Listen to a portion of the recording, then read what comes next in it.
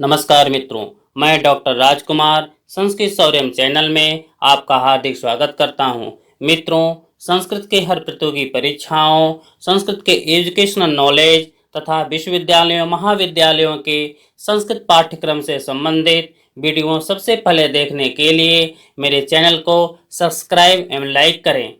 मित्रों, संस्कृतम पठत आधुनिकम भवत इस ध्येय के साथ आइए हम कुछ नया सीख लेते हैं।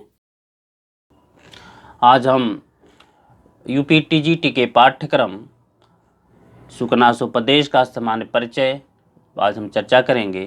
सुकनासोपदेश आपके यूपीटीजीटी के पाठ्यक्रम में रखा गया है। इससे क्वेश्चन हमेशा पूछे जाते हैं और स्वभावतः बच्चे गलत कर देते हैं, क्योंकि यह महाकवि बाणभट्ट की एक अद्भुत कादम्बरी का अंश है जिसे प्रकरण मात्र कहते हैं।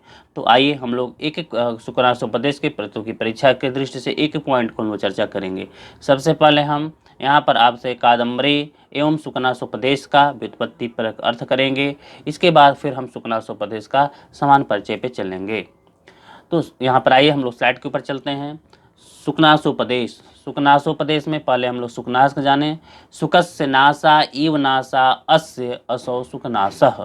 बहुव्रीहि समास है। सुकनास यदि में बात करें, खाली पूछा जाए सुकनास में कौन सा समास है, तो सुकनास में सुकस्य नासा इव नासा अस्य असौ सुकनासः बहुव्रीहि समास होगा। ठीक। सुकनासोपदेश में यदि पूछे कि सुकनासोपदेश में कौन सा समास है, तब आप बनाना हो सुकनासस्य, सुकनासस्य उपदेशः सुकनासोपदेशः। क्या होगा? सुकनासस्य, सुकनासस्य उपदेशः, सुकनासस्य उपदेशः सुकनासोपदेशः। षष्ठी तत्पुरुष समास, षष्ठी तत्पुरुष समास। कादम्बरी का देख लें, क्योंकि कादम्बरी का ही एक अंश सुकनासोपदेश है, तो पहले कादम्बरी की भी व्युत्पत्ति जानना हमारे लिए जरूरी है। कादम्बरी गंधर्वराज की पुत्री के आधार पर, गंधर्वराज की पुत्री के आधार पर कादम्बरी की व्युत्पत्ति।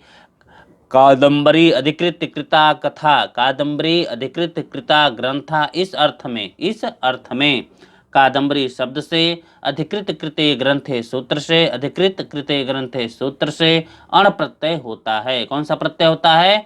अण प्रत्यय होता है ग्रंथ के अर्थ में। कादम्बरी प्लस अण, कादम्बरीम। क्या बनेगा? कादम्बरीम। उस अण का लुभाख्यायिकाभ्यो बहुलम वार्तिक से अण का लोप हो जाने पर लुपी युक्तवद व्यक्ति वचने सूत्र से प्रकृतवत लिंग और वचन करके कादम्बरी शब्द सिद्ध होता है। मित्रों, कादम्बरी का जो अर्थ होता है वो क्या होता है? मदिरा होता है। कादम्बरी का अर्थ क्या है? मदिरा। यहाँ पर जो कादम्बरी लिखा नहीं गया है, हम आपको बता दे रहे हैं। कादम्बरी का जो अर्थ है वो क्या है? मदिरा है। एक क्वेश्चन पूछा जाता है कि कादम्बरी का क्या अर्थ है, इंटरव्यू में भी पूछा जाता है कि कादम्बरी का, तो कादम्बरी का अर्थ क्या है? मदिरा है। इस प्रकार से यहाँ पे आप सुकनासोपदेश कादम्बरी की व्युत्पत्ति अच्छे से तैयार कर लें, स्मरण कर लें, क्योंकि आपके प्रतियोगी परीक्षा के लिए, साक्षात्कार के लिए, दोनों के लिए बहुत इंपॉर्टेंट है, क्योंकि आपको साक्षात्कार में एकदम 100% इन सब की व्युत्पत्ति पूछी जाती है।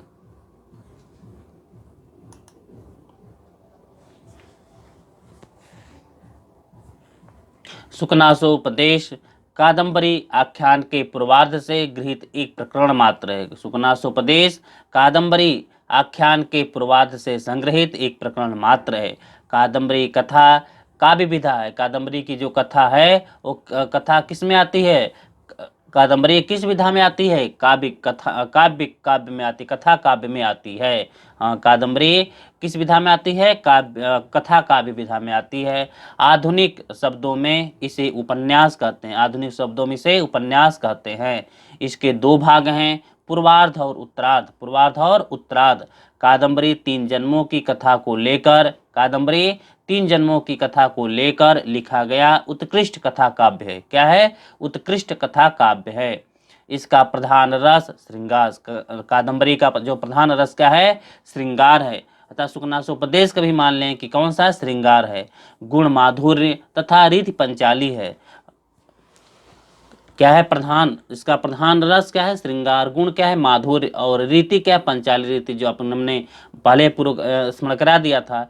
इसमें उपमा, सुकनासोपदेश में उपमा, श्लेष, परिसंख्या, उत्प्रेक्षा, रूपक, विरोधाभास, समासोक्ति आदि अलंकार यथास्थान सन्निविष्ट होकर के इसकी सुषमा बढ़ा रहे हैं, इसकी सुषमा बढ़ा रहे हैं। कादम्बरी का उपजीव्य यदि बात करें, कादम्बरी का जो उपजीव्य है वो क्या है, कथा स्रोत सोमदेव प्रणीत कथा सरित सागर से लिया गया है। जो कादम्बरी का जो स्रोत है, कहाँ से उपजीव्य कहाँ से है, तो कथा स्रोत सोमदेव प्रणीत कथा सरित सागर के 59वें तरंग के मकर अंदिका वृत्तांत का अवलोकन लेकर के बाण भट्ट ने कादम्बरी कथा की रचना की है। बाण भट्ट ने कादम्बरी कथा की रचना की है। मूलतः गुढ़ाण प्रणीत बृहत कथा के मकरंदिकोपाख्यान से है।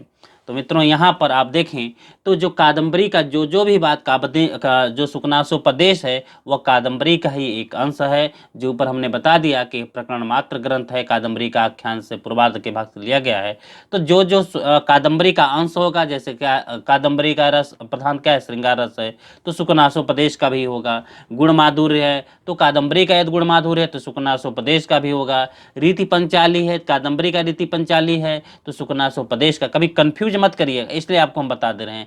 कहीं पूछ दे कि सुकनासोपदेश का कौन सा प्रधान रस है, तो आप कहें सुकनासोपदेश में तो प्राप्त ही नहीं है, तो ऐसा बात नहीं है। कादम्बरी का जो प्रधान रस होगा वही सुकनासोपदेश का होगा। जो कादम्बरी में घटित होगा वह भी सुकनासोपदेश का है, क्योंकि सुकनासोपदेश कादम्बरी का एक प्रकरण अंत मात्र है, उसी का एक अंश लिया गया है। तो जब उसी का एक अंश है तो वो अलग नहीं हो सकता है।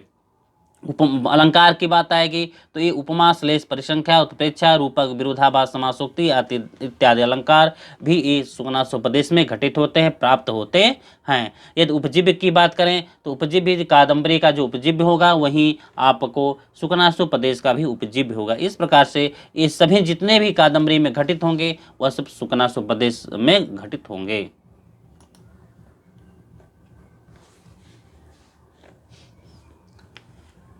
सुकनासोपदेश से सामान्य परिचय से संबंधित अगला पॉइंट है। पहला, कादम्बरी नायक, कादम्बरी का नायक, कादम्बरी जो ग्रंथ है उसका नायक चंद्रापीढ़ है। कौन सा है, चंद्रापीढ़ है, जो धीरोदात्त नायक है। कैसा नायक है, धीरोदात्त नायक है। कादम्बरी का नायक चंद्रापीढ़ धीरोदात्त नायक है। नायिका कौन है, नायिका कादम्बरी विवाह के पूर्व परक्रिया नायिका, विवाह के पूर्व परक्रिया नायिका, विवाह के बाद स्वकीय नायिका, विवाह के बाद स्वकीय नायिका। हाँ, ये क्वेश्चन पूछा जाता है कि कादम्बरी की जो नायिका है कादम्बरी, वह विवाह के पूर्व कौन सी नायिका थी, परक्रिया नायिका थी, विवाह के बाद स्वकीय मध्या नायिका। उपनायक वैशंपायन कौन है, उपनायक है। वैशंपायन कौन है, उपनायक। उपनायिका कौन है, महाश्वेता। हाँ, तो यहाँ पर उपनायक उपनायिका की भी बात आती। वैशंपायन उपनायक है और उपनायिका महाश्वेता।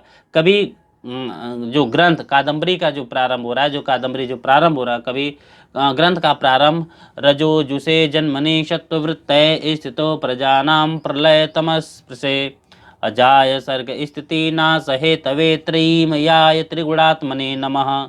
इस मंगलाचरण से महाकवि बाण भट्ट ने कादम्बरी का अपना प्रारंभ किए। इसमें जो आपको रजोजुष से जन्मनि दे रहे हैं श्लोक इस मंगलाचरण में वंशस्थ छंद है, ये भी आप स्मरण कर लें। कौन सा छंद है, वंशस्थ छंद है। इस प्रथम श्लोक में त्रिगुण स्वरूप एवं अजन्म रूप उस परम ब्रह्म को नमस्कार किया गया है। एक सूक्ति के रूप में भी पूछता, बहुत बार क्वेश्चन पूछता है, त्रिमयाय त्रिगुणात्मने नमः कहाँ से लिया गया है, तो कादम्बरी का ही अंश है। ये मंगलाचरण भी देख ली, इस मंगलाचरण में वंशस्थ छंद है, ये भी क्वेश्चन पूछा जाता है। इसमें अगला जो मंगलाचरण कर रहे हैं महाकवि बाण भट्ट, जयंती बाण सुर मोलिला ललिता दस्या चूड़ामणि चक्र चुंबिनः सुरासुराधीश शिखांत सैनो भवच्छिदस्त्रयंबक पाद पांसवः कर रहे हैं। इस श्लोक में भी आप देख लें तो वंशस्थ छंद का ही प्रयोग किया गया है। इस मंगलाचरण में भी किसका प्रयोग किया गया है, वंशस्थ छंद का ही प्रयोग किया गया है।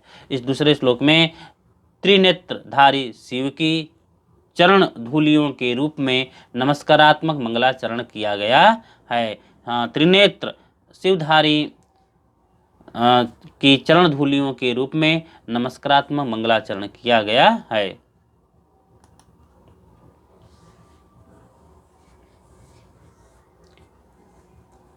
मंगलाचरण के बाद कादंबरी का जो प्रारंभ है वो विदिशा के राजा शूद्रक के परिचय से प्राप्त होता है। विदिशा के राजा शूद्रक से परिचय से प्राप्त होता है।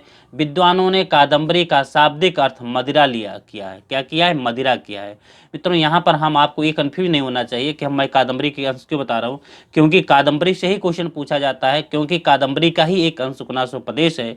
तो सामान्य परिचय के रूप में कुछ कुछ न अंश कादंबरी से पूछे जाते हैं, इसलिए मैं आपको यहाँ पर कादंबरी पर कुछ चर्चा कर लेते हैं, क्योंकि कादंबरी उपन्यासोपदेश का ही अंश से निकला हुआ एक उपन्यासोपदेश है। कादंबरी को जानना बहुत जरूरी है, क्योंकि मूल जो ग्रंथ है वो कादंबरी है, उसको जानना परिचय जरूरी है, इसलिए मैं यहाँ पे आपसे चर्चा कर रहा हूँ। विद्वानों ने कादंबरी का शाब्दिक अर्थ मदिरा किया है।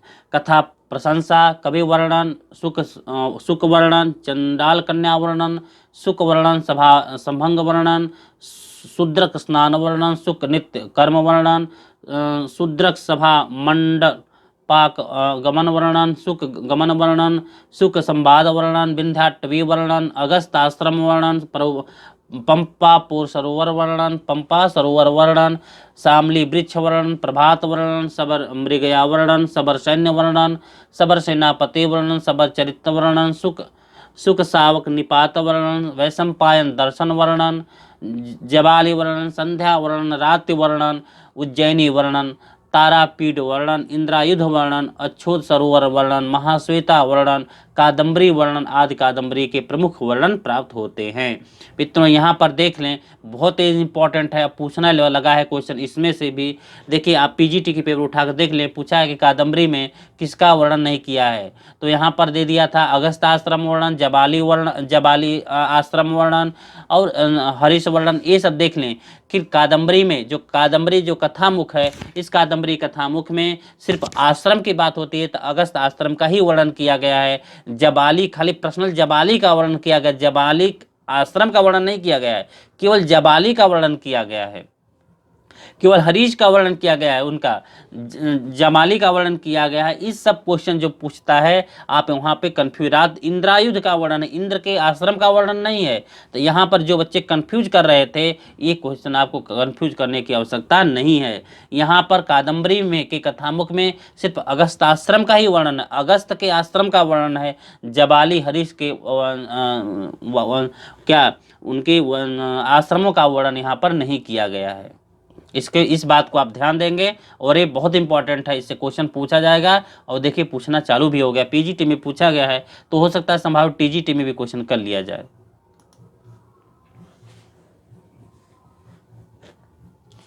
अगला 5वां पॉइंट है सुकनासोपदेश। अब जो कादंबरी का जो अंश है सुकनासोपदेश, उस पर हम लोग थोड़ा चर्चा कर लेते हैं। सुकनासोपदेश कादंबरी आख्यान के पूर्वार्ध से संग्रहित एक प्रकरण मात्र है। उज्जैनी में तारापीठ नामक राजा राज्य करता था। उसका मंत्री शुकनास, उज्जैनी में तारापीठ नामक राजा राज्य करता था। उसका मंत्री शुकनास कुशल बुद्धिमान राजनीति में निपुण था, जिससे राजा समय समय पर सत परामर्श प्राप्त करता था। यद्यपि तारापीठ के राज्य में प्रजा सब प्रकार से प्रसन्न तथा अनुशासित थी, तथापि कोई संतान न होने के कारण राजा तारापीठ रानी बिलासवती दोनों ही चिंतित तथा दुखी रहते थे। राजा को इस प्रकार चिंतित देखकर मंत्री शुकनास ने राजा को धर्म कर्म करने का परामर्श दिया, जिसके फलस्वरूप राजा को पुत्र रत्न की प्राप्ति हुई। पुत्र का नाम चंद्रापीठ रखा गया। पुत्र का नाम क्या रखा गया? पुत्र का नाम चंद्रापीठ रखा गया।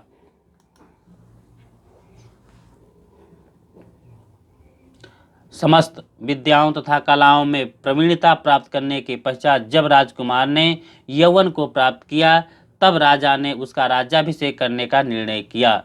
राज्याभिषेक के समय वृद्ध मंत्री शुकनास ने राजकुमार चंद्रापीठ के सुशिक्षित होने पर भी उसे समयोचित उपदेश दिया, जो सुकनासोपदेश के नाम से जाना जाता है। यही जो उपदेश दिया सुकनास ने राजकुमार चंद्रापीठ को उपदेश जो दिया था, उसी को हम सुकनासोपदेश के नाम से जाना जाता है।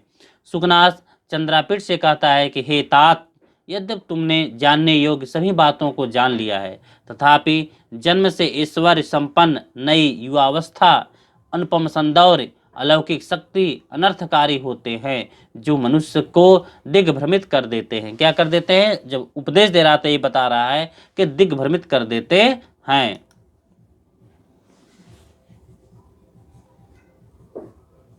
इनमें से एक भी विनाशकारी, अर्थात जो पूर्व में हमने बताया कि 4 जो विनाशकारी होते हैं, उनमें से एक भी कारण, जो कारण 4 बताए गए हैं, उनमें से एक भी कारण विनाशकारी हो सकता है। जहाँ ये चारों एकत्र हों वहाँ तो महान अनिष्ट हो सकता है। उसमें से 4 में से यदि एक भी है तो विनाशकारी कर सकता है, कि जहाँ चारों हों एकत्र हों तो महान अनिष्ट हो सकता है। युवावस्था में अज्ञान से उत्पन्न अंधकार सूर्य का तेज, रत्नों का आलोक, दीपक के प्रकाश से नष्ट नहीं किया जा सकता। लक्ष्मी का मद अत्यंत दारुण होता है और संपत्ति रूपी नेत्र रोग नेत्रांजन की शलाका से भी दूर नहीं होता। अभिमान रूपी ज्वर कोशित उपचार विषय भोग रूपी विष में से उत्पन्न मूर्छा को जड़ी बूटियों तथा राग अथवा लोभ के मल को स्नान आदि के द्वारा दूर नहीं किया जा सकता। युवावस्था में शास्त्र रूपी जल से धुली हुई बुद्धि भी कलुषित हो जाती है। भोग विलास रूपी मृग तृष्णा इंद्रिय रूपी हिरण को बहुत दूर तक खींच ले जाती है। हाँ, कहाँ तक? बहुत दूर तक खींच ले जाती है।